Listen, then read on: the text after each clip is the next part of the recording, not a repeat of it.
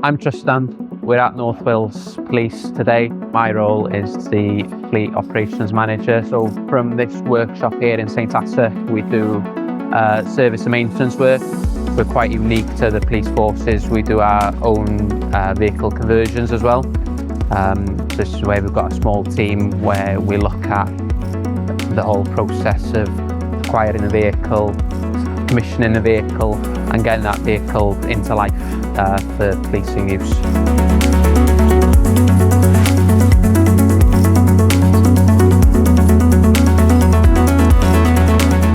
Hi, I'm Carl. I'm the Senior Fleet Technician responsible for the commissioning of North Wales Police vehicles.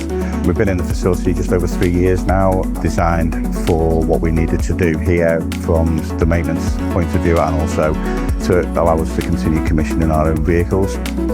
Commissioned our own vehicles for a number of years now. We find that is beneficial to the force because we're in control of what vehicles are going through at what time. We can manage that without having to use external converters.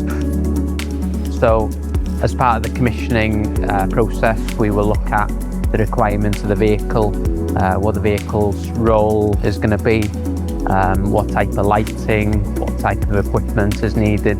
So it's important that we have good relationships with our suppliers to help us deliver the most suitable and best product for that vehicle.